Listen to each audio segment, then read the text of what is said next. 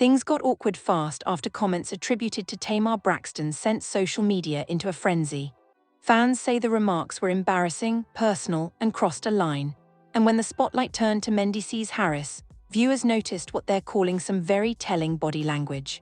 Cameras caught him avoiding eye contact, keeping his head down, and staying unusually quiet as the chatter exploded online. Whether it was discomfort, frustration, or just wanting the moment to pass, the internet immediately ran with it, turning reactions into assumptions and jokes into headlines. Supporters argue the comments were taken out of context, while critics say once something like that is said publicly, the fallout is unavoidable. Either way, the reaction became the story, and fans are debating who crossed the line.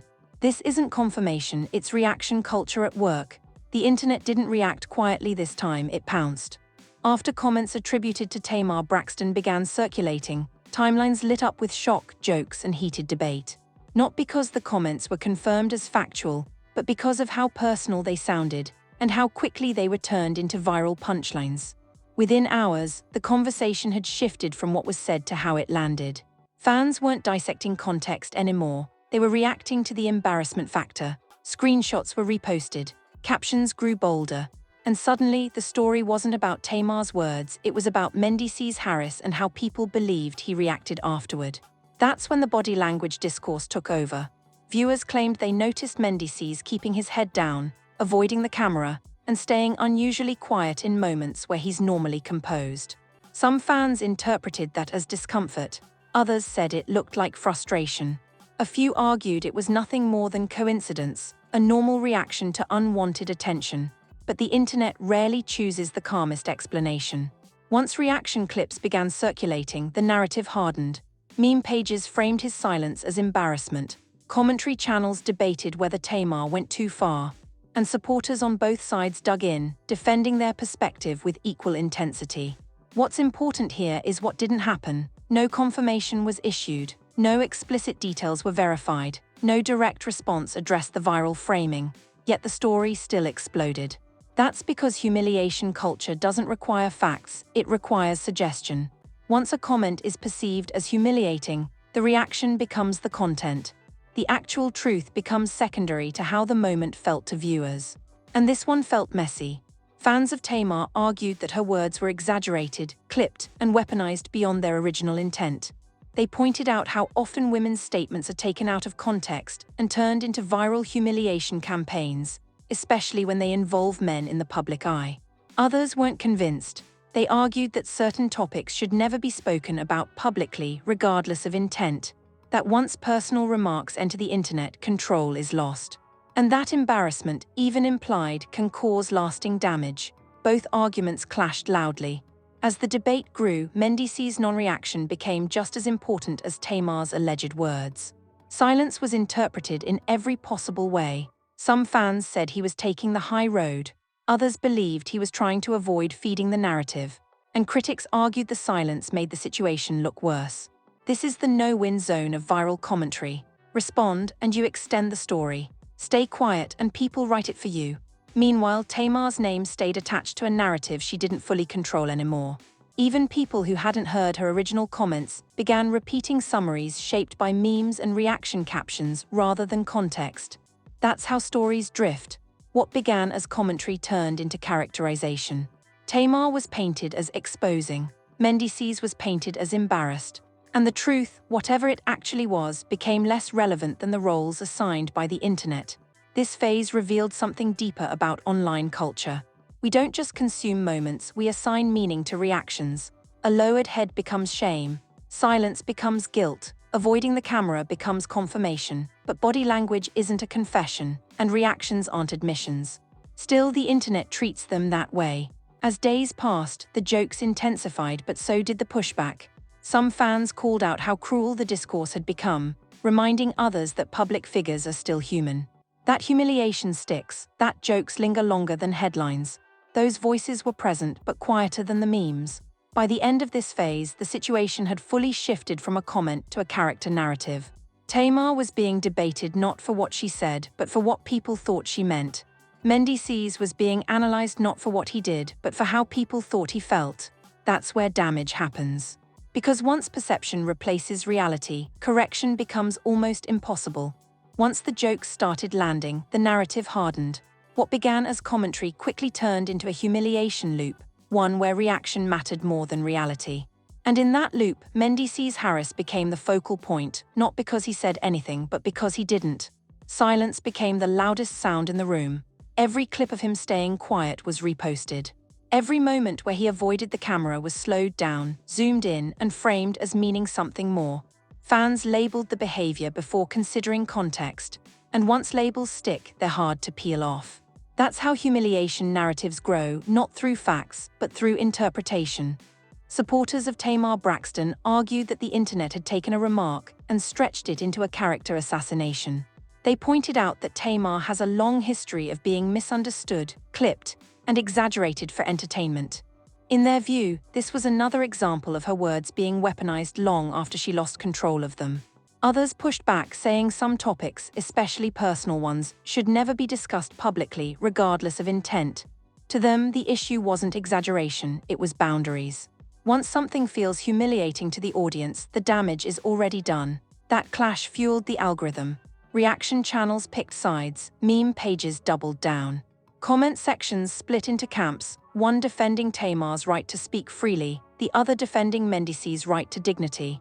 And dignity rarely wins online. As the conversation expanded, something else happened. The original comment became less important than the reaction to the reaction. People weren't arguing about what was said anymore.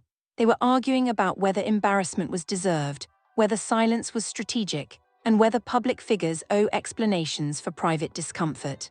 That shift matters, because once a story becomes about reaction, there's no end point. There's always another clip, another pause, another screenshot, another angle to analyze. Meanwhile, Mendeecees continued to say nothing. And that choice, intentional or not, turned into its own statement. Some fans praised it as maturity. Others criticized it as avoidance. A few suggested it was the only way to avoid feeding a narrative built on implication. All three interpretations lived at the same time. This is where humiliation culture becomes dangerous. It creates a scenario where any response is wrong. Speak up and you confirm the topic is worth discussing. Stay quiet and people assume the worst. There's no neutral ground once a narrative takes off. The memes didn't just joke, they defined. They defined how viewers should feel about the situation before those viewers even watched the original clips. Humor framed the story as fact. Repetition made it familiar. Familiarity made it believable. That's how reputations absorb damage without a single verified claim. As days passed, some fans began questioning the cruelty of it all. They pointed out how easily embarrassment is turned into entertainment, especially when it involves masculinity and performance expectations. They asked why discomfort is treated like confession, and why silence is treated like admission. Those questions didn't trend, but they lingered. This phase also exposed a gendered double standard. Tamar's words were dissected for intent, while Mendeecees' silence was dissected for meaning. Both were placed under a microscope, but in different ways. One was accused of oversharing, the other was accused of hiding. Neither accusation came with proof, and yet both stuck. As the discourse dragged on, fatigue set in. Not because clarity arrived, but because repetition lost its thrill. The same jokes circulated, the same arguments recycled, and without new material, attention began drifting elsewhere. But drifting doesn't erase impact. People remember how a story made them feel, not how it ended. And this one left a residue of awkwardness, discomfort, and judgment that won't disappear just because the timeline moved on. By the end of part 2, the situation had transformed completely. It was no longer about a comment or a reaction. It was about how quickly humiliation becomes content, and how difficult it is to stop once it starts. The question now isn't who crossed the line first, it's why the line disappears so easily online.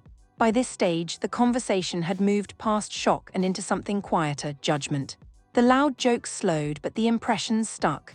And that's where humiliation narratives do the most damage. After the laughs fade, when reputations are left to absorb what remains. For Mendeecees Harris, the fallout wasn't about anything he confirmed or denied.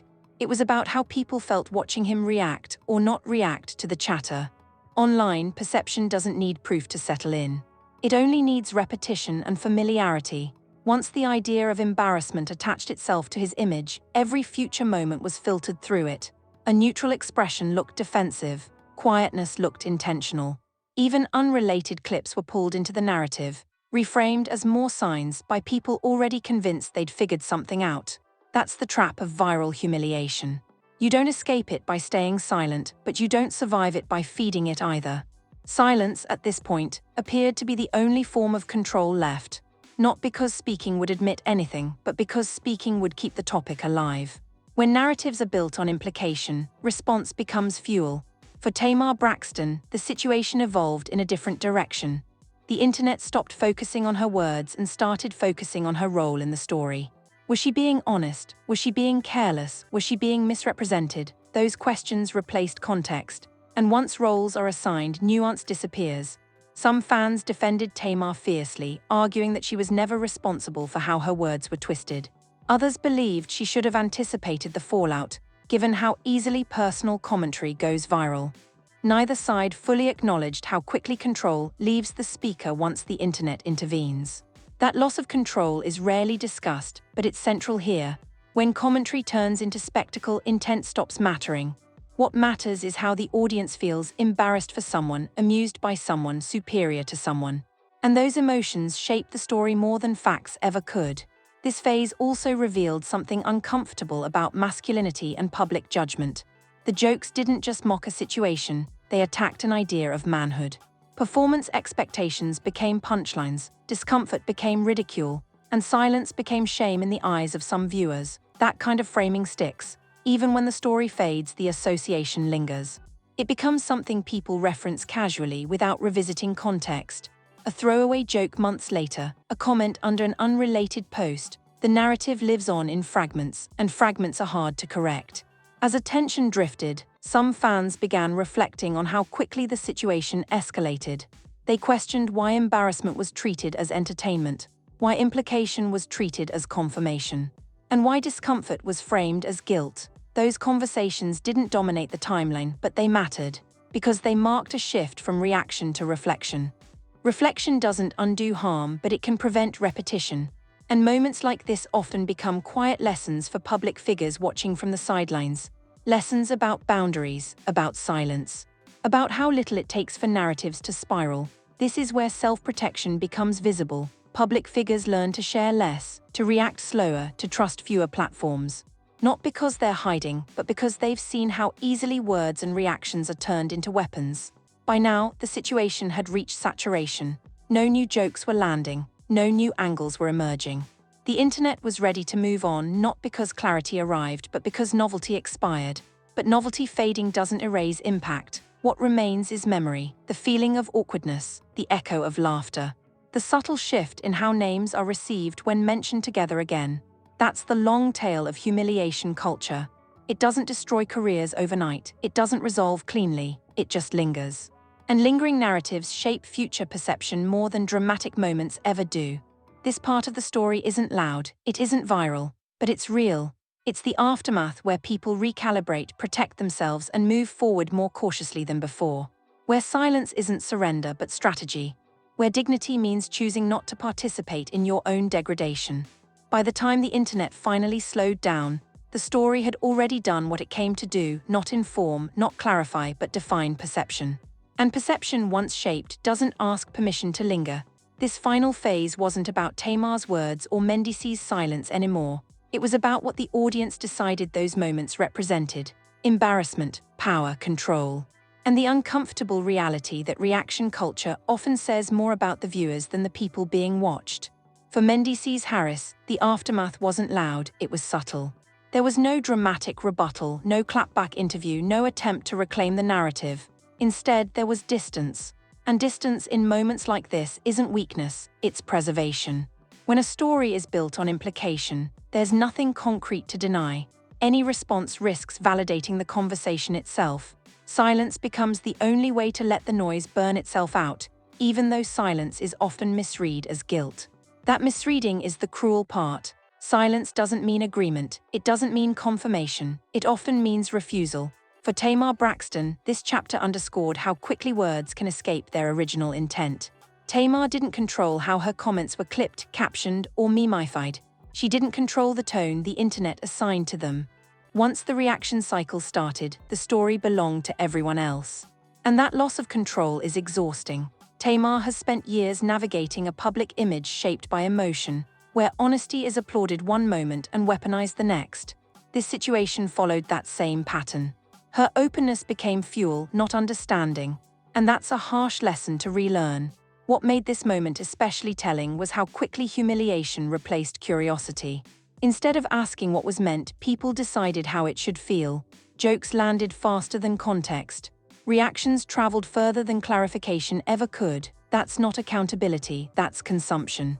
As attention drifted to the next viral moment, what remained was residue, the kind that doesn't trend but changes behavior. Future interviews feel more guarded. Public appearances feel more calculated. Words are weighed heavier not because truth changed, but because consequences became clearer. This is how humiliation culture reshapes public figures quietly, not through cancellation, not through confrontation, but through caution. For audiences, this story offered a mirror. It asked uncomfortable questions about why embarrassment is entertaining, why silence is suspicious, why implication feels satisfying even without confirmation. It also highlighted a deeper issue: how easily masculinity and performance expectations become weapons in public discourse. The jokes weren't just about a moment, they were about identity. And identity-based ridicule cuts deeper than people admit. By the time reflection replaced reaction, the damage was already absorbed. But reflection still matters. It slows future escalation.